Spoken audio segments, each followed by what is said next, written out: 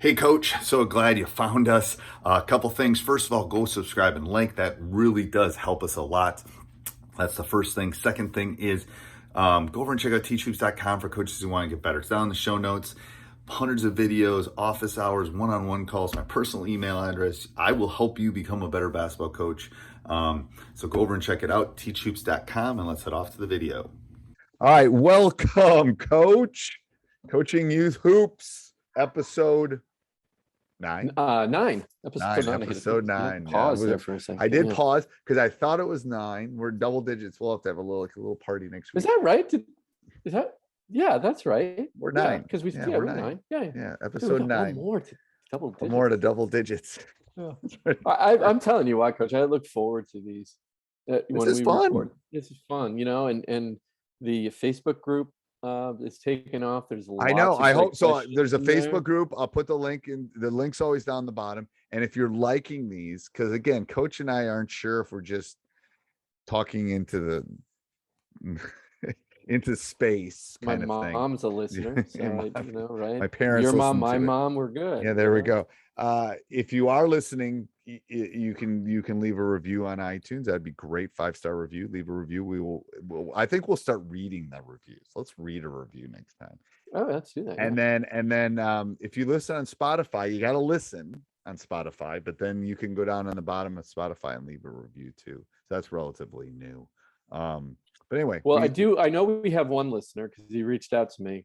Shout out to Craig from Pleasant Valley. So I know, and I had I told you I had somebody join Teach Hoops. So that's like we've got the two. We'll talk to the 2 listeners. Yeah, our moms and those 2 listeners. The 4 listeners. We were just talking about smart lists. It's like they always talk about like a basement. Jason always talks about the 1 listener.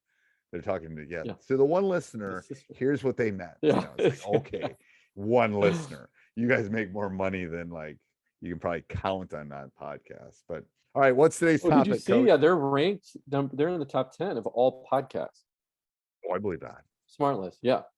Oh, I believe that. I won't tell you what I told Coach that they were on tour and they came to Madison, and I won't tell you how much I paid for those tickets, but it was worth every penny. Every penny. It was really good. Good day. All right, what's today's topic? How to manage playing time as a youth coach. Play, everybody. Don't worry about it. Kumbaya. All right, agree with that, Coach? Absolutely. Okay. And because over the years. So I'll step back. And there's a scale to this. There is a scale to this. Yes, go ahead. You jump on that. Everybody should play. So we had a league where it was a requirement that everybody played, right? And they had to play at least half the game. Okay? Ooh, that's tough. That's tough. Okay. Tough. But in the end, again, as a youth coach, what's our job? What's our job, right? So we're trying to build confidence in the kids, right? We talk about sport. Don't want to be their last coach. Get the kids to play. They play because they're loving the game. They want to be with their friends, and they just want to get minutes in the game. So, but managing playing time can be difficult, right? Because stay tuned for our next episode, which is going to talk about being coaching to win or coaching to learn. Right. So you're in a tight game, and little Johnny Sally, who's not as talented, but you want to get him in the game, right? It's a close one, and how do you manage? It's difficult, and again, I think it's a sliding scale. Yeah, like I think in those early elementary schools, they should almost all play relatively the same amount of time. Obviously, the better players. Sometimes when I was coaching, I didn't even play the better players. I played them less. Because we were just like we were killing. I couldn't play this kid because we would have beat him 83-2. Like I had to kind of back off. That's a good point too. Yeah.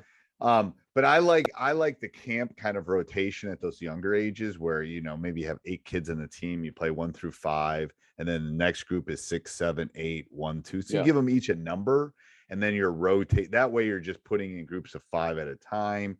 And a couple kids stay in, and they all get to play with each other because maybe I like playing with so and so, and rather more than whatever. It's about friends and all that. So those younger, kindergarten, first, second, third grades, I think that's a wonderful way to do it, especially at So the one technique then you're saying is give everybody a number 1 through X, so whatever 1 many through players 8, you have. and then you start 1 through, and then maybe at halftime you get a new number, and then you start 1 through 5, and then the next group is 6, 7, 8, 1, 2, and then the next group Right. would be 3, 4, 5, 6, 7. So they're all playing with different. Now, again, if you're in a third grade, maybe competitive league, it might be a little different, but at those, definitely in those younger ages, you want to you want them to have fun and you want them to play. And That's to be right. honest with you, the last thing I was worried about who you're guarding, like point at who you're guarding kind of thing, more than playing time. But obviously, you want, even in the late middle school or late elementary, early middle school, you want them to play.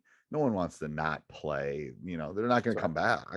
Yeah. And I'll tell a story that you don't know which kid's going to grow 12 inches either. Trust me. Absolutely. So you're cutting your what's the expression? Cut your nose off to spite your face, kind of thing. Yeah. Don't be that person, and we don't know. And anyway, but I think there's a time where, obviously, if you're dealing with an 8th grade competitive AAU team and you're dealing with a 5th grade rec team, there's a difference in scale. That's right. And that AAU 8th grade team, they're probably still paying, and they probably should play some. There has to be that scale, but development and growth and enjoyment are a fine balance that need to be. You need to walk that tightrope. Yeah, you need to walk the tightrope too, because it's not always, unicorns, and it's teaching kids that, oh, I didn't get to play as much today, right? Well, why didn't I? Well, you need to show up for practice. You need to do this, right? Playing time. You can use that as a, hey, you got to show up to You play. didn't show up for 3 weeks, and I'm not playing you as much as the kid that was there yes, right? life. There's life lessons to be taught. There's life lessons. That's exactly right. Yeah.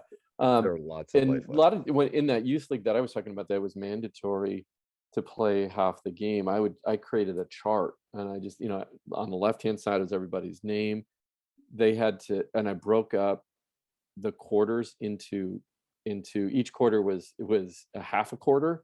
So 1 through 5 played the first half of that first quarter, and then the next ones came in, depending on how many had that day. Very similar to the numbering system, but I broke it down so everybody. But the goal was to make sure everybody played by halftime. Okay, so everybody got in and they got their minutes in. Where then I had some flexibility on the second half. If it, like you said, were we crushing a team? Well, I'm going to put in players that, maybe could use the work a little bit more to slow things down. Were we very close and this was a very competitive game? Well, I'm going to play my better players a little bit more.